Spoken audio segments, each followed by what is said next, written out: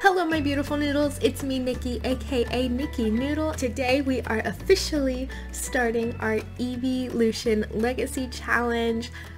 Today is just the build of the house that I'm going to be using for this challenge, but starting next week we will get into the gameplay of the challenge and I'm so excited. I can't wait for it. So let's jump into the speed build. So starting out here, I believe this is the only empty lot in Henford-on-Bagley.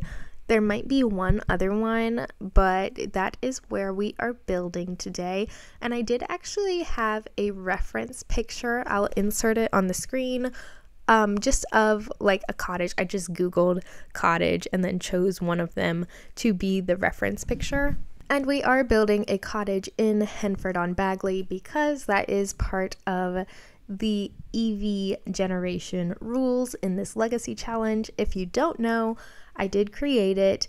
I have a whole video going through all of the rules and everything like that, so I won't get too in depth with it here, but I will just remind everybody, or if this is your first time watching, of the EV generations rules, just since that's whose house we're building and all of that good stuff. So the Evolution Legacy Challenge is a 9-generation Legacy Sims challenge. It's 9 generations because of the 9 evolutions, and then there is an option to continue the challenge if that's in your interest. But to start the challenge, we start with a young adult sim who is meant to be Eevee. You can make her look like Eevee or just have your own sim and have it named Eevee. I don't really care, but this is the Eevee generation, and this generation and this sim is meant to be very cottagecore, very like self-sustaining, farming, all that good stuff.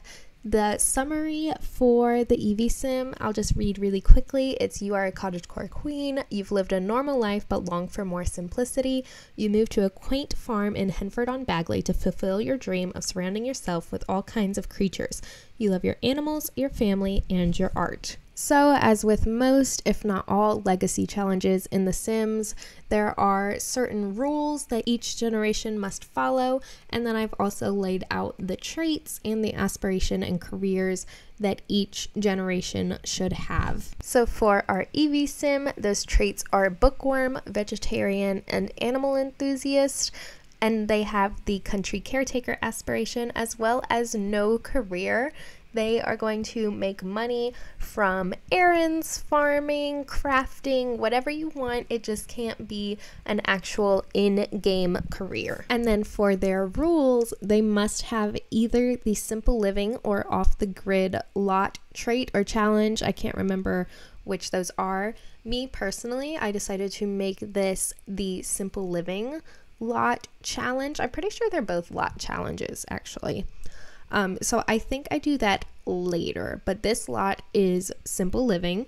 They must also master the handiness skill and the knitting or cross stitch skill, both if you have both packs. I think both of those are only level 5 skills, so it's not like too terribly hard.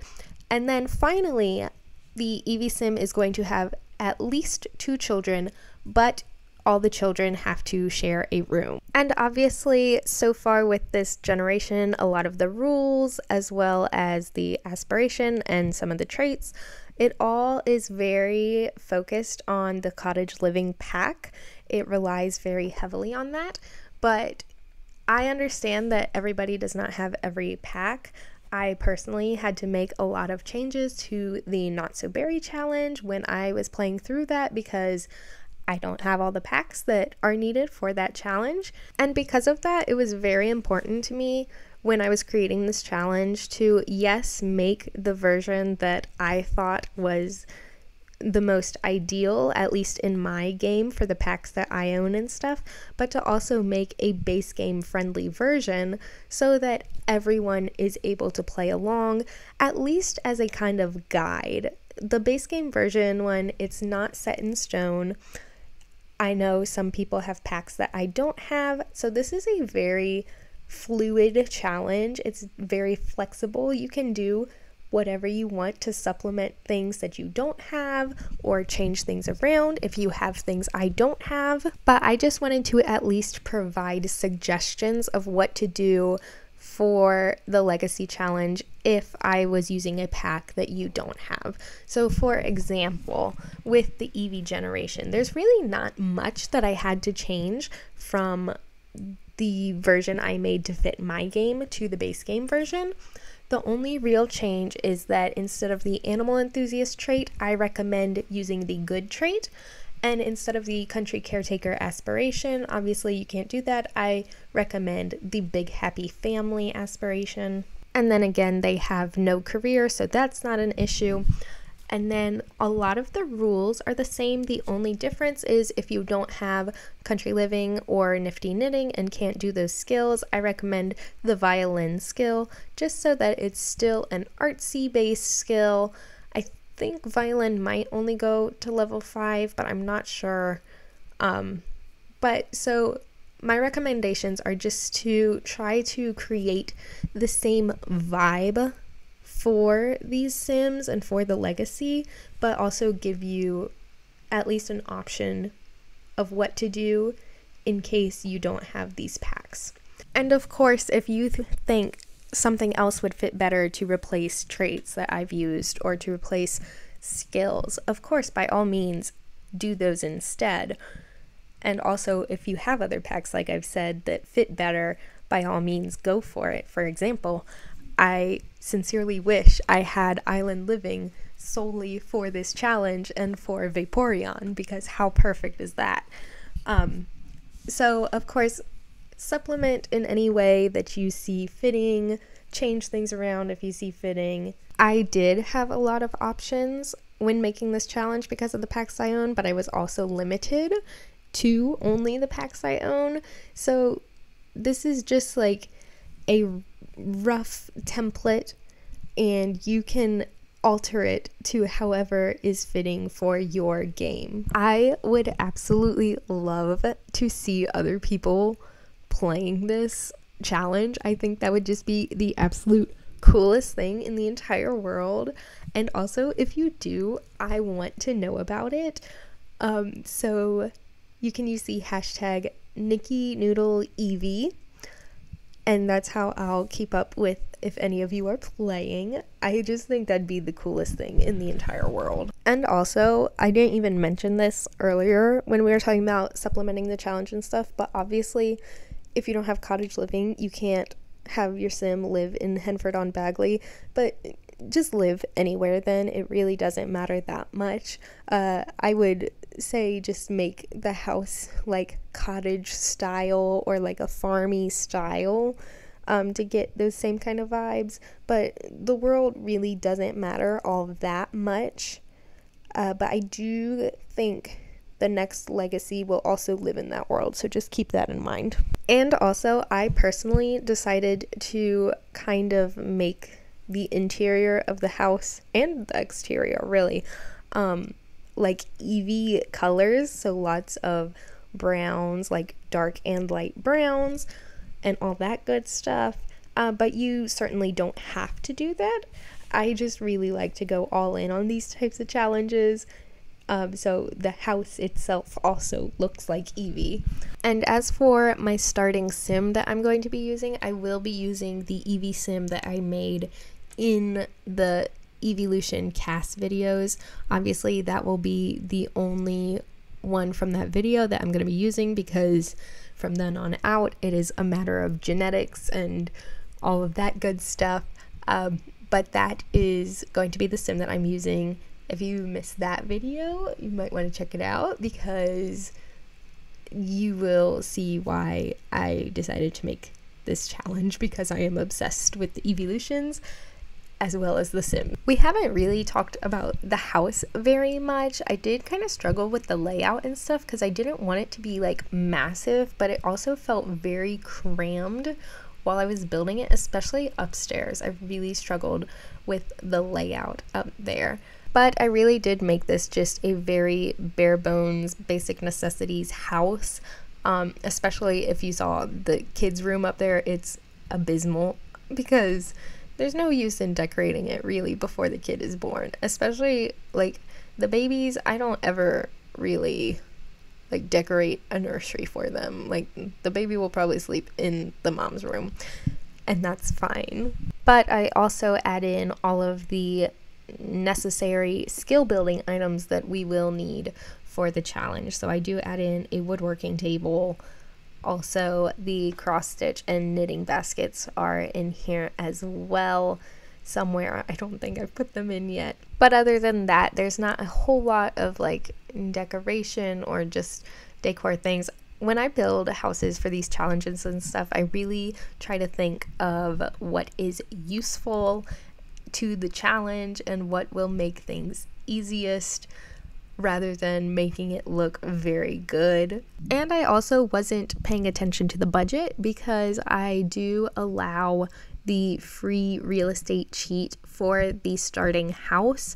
So I don't even know how much this house costs, but I don't imagine it's super expensive because it's really not a whole lot of stuff in here.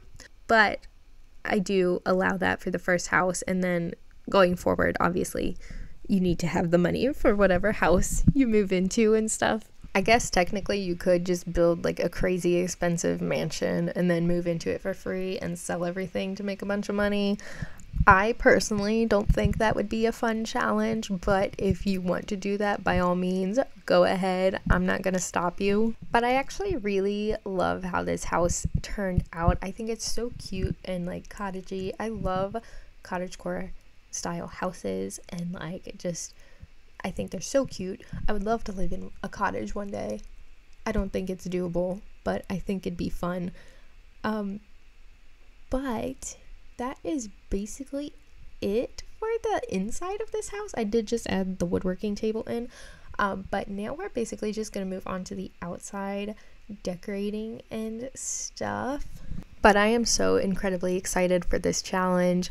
I am so excited to get into it. I've been working on it since like November, and I just remember I was so incredibly happy when I like thought of the idea and actually mapped it all out. Like, this is my pride and joy. This is like my #1 passion project, and I am so excited that it's actually coming to life now. I can't wait. I hope you all enjoy it as much as I do.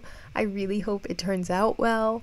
I hope some people will play along with me too. We might be working out some kinks as we go through the challenge, just seeing like what works and what doesn't and all that good stuff. But I'm just so excited and I can't wait. I hope you all are excited as well. If you are, let me know in the comments. Let me know which evolution you're most excited to see in this challenge. I personally, I don't know. I think Espeon's gonna be fun because it's like uses a lot of like the paranormal stuff pack and stuff that I've had for forever but never actually experimented with any of the gameplay, so I'm really excited about that. And that's really what I tried to focus on with most of these generations, is things that I haven't explored in the game, even though I've like owned the packs for forever, or even just owned the game for forever. There's still so much like base game stuff that I've just never even tried, I feel like, because I'm such a boring Sims player. I like only do the 100 baby challenge or like Not So Berry, and which Not So Berry, to its credit, does use a lot of gameplay features that I had never done before.